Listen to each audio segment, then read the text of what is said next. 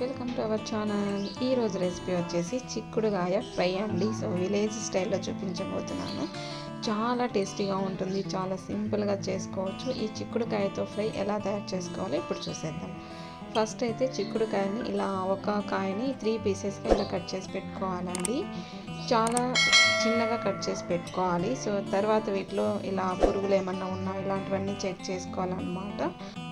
చిక్కుడుకాయలు అయితే సో మనకు చాలా బాగుంటుంది అనమాట. ముదురు చిక్కుడుకాయలు ఉంటే మాత్రం వాటిలో ఉన్న సీడ్స్ మాత్రం తీసి వేసుకోండి, చాలా బాగుంటుంది. తర్వాత ఇందులో మనం వాటర్ వేసేసి బాగా క్లీన్ చేసేసి పక్కన పెట్టుకోవాలండి. ఇలా ఒలిచిన తర్వాతే క్లీన్ చేసుకోవాలి. తర్వాత మనం ఒక ప్యాన్లో వాటర్ వేసేసి మనం ఒలిచి పెట్టుకున్న చిక్కుడుకాయలన్నీ కూడా వేసేసి ఉప్పు వేసి బాగా ఉడకబెట్టుకోవాలన్నమాట. సో ఇలా ఉడికిన తర్వాత ఇలా జాలి గిన్నెలో వేసేసి వాటర్ అంతా కూడా స్ట్రైన్ చేసి పక్కన పెట్టుకోవాలి.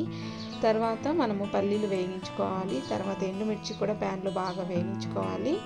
ఇప్పుడు మనం పొడి ప్రిపేర్ చేసుకుంటున్నామండి. వేయించిన పల్లీలు అలాగే వేయించిన ఎండుమిర్చి కూడా వేసుకోవాలి. సో ఇలా ఎండుమిర్చి వేయించి వేసుకుంటే ఈ పొడి చాలా టేస్టీగా ఉంటుందన్నమాట. తర్వాత మనం 7-8 వరకు వెల్లుల్లి రెబ్బలు కూడా వేసుకోవాలన్నమాట.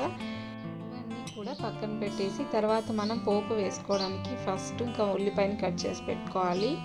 అలాగే వెల్లుల్లి కూడా ఒలిచి పెట్టేసుకొని బాగా దంచి పక్కన పెట్టుకోవాలన్నమాట. ఇప్పుడు ఒక ప్యాన్ తీసుకొని అందులో ఆయిల్ అలాగే ఆవాలు తర్వాత మనం కట్ చేసి పెట్టుకున్న ఉల్లిపాయలు కరివేపాకు ఎండుమిర్చి అన్నీ కూడా వేసేసి బాగా వేపుకోవాలండి. ఉప్పు బాగా వేగితేనే ఈ కర్రీ అనేది చాలా బాగుంటుందన్నమాట. సో తర్వాత మనం చిక్కుడుకాయలో ఉన్న వాటర్ అంతా కూడా పిండేసి ఇలా పక్కన పెట్టుకోవాలి. అలా పిండకపోతే అందులో ఉన్న వాటర్ అంతా మనం తినేటప్పుడు సరిగ్గా ఉండదన్నమాట టేస్ట్. తర్వాత ఇలా పోపు అంతా నీట్గా ఫ్రై చేసుకున్న తర్వాత మనం పిండి పెట్టుకున్న చిక్కుడుకాయని కూడా ఇందులో వేసేసుకోవాలి. చిక్కుడుకాయ అంతా వేసిన తర్వాత ఈ పోపులో బాగా కలిపేసుకోవాలి. మొత్తం కూడా బాగా కలిపేసుకొని ఈలోపు మనం రెడీ చేసి పెట్టుకున్న పల్లీలని పొడి చేసి పెట్టుకోవాలండి. సో చిక్కుడుకాయలు బాగా ఉడికితేనే టేస్ట్ అనేది చాలా బాగుంటుందన్నమాట.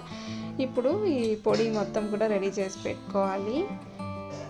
సో చూసారు కదా, పొడి ఇలా ఉంటుందన్నమాట. పల్లి పొడి మనం ఎండుమిర్చి వేసాం కాబట్టి మనకు పెద్దగా కలర్ ఎక్కువ కనిపించదు, కాకపోతే టేస్ట్ స్పైసీ అనేది చాలా ఎక్కువగా ఉంటుందండి. ఇప్పుడు ఈ చిక్కుడుకాయ మంచిగా ఫ్రై అయిపోయింది. ఇప్పుడు మనం కావాల్సినంత పల్లి పొడి కలిపేసుకోవాలి.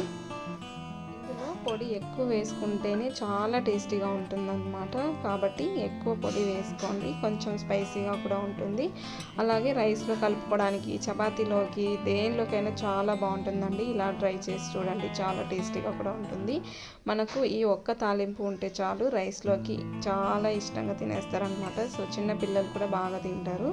మా పాప అయితే బాగా ఇష్టంగా తింటుందన్నమాట. సో అంత టేస్టీగా ఉంటుందండి. సో ఇలా చేసి పెట్టుకుంటే వేడిగా టేస్టీగా ఉండి చిక్కుడుకాయ ఫ్రై రెడీ అనమాట. సో చూసారు కదా, మీరు కూడా తప్పకుండా ఈ ప్రాసెస్లో ట్రై చేసి చూడండి. చాలా సింపుల్, చాలా టేస్టీగా ఉంటుంది. పప్పు సాంబార్ రసం ఇలా వీటిలోకి సైడ్ డిష్గా ఇలా చేసుకుంటే చాలా టేస్టీగా ఉంటుంది. సాంబార్ రసం ఇవేవి లేకపోయినా ఈ ఒక్క తాలింపు చేసుకొని తిన్నా కానీ మనకు రైస్లో కలుపుకొని తినడానికి చాలా బాగుంటుందండి. సో మాకైతే చాలా ఇష్టం అన్నమాట. ఈ వీడియో మీ అందరికీ నచ్చిందని అనుకుంటున్నాను. సో నచ్చితే లైక్ చేయండి, షేర్ చేయండి, సబ్స్క్రైబ్ చేసుకోండి. Thanks for watching.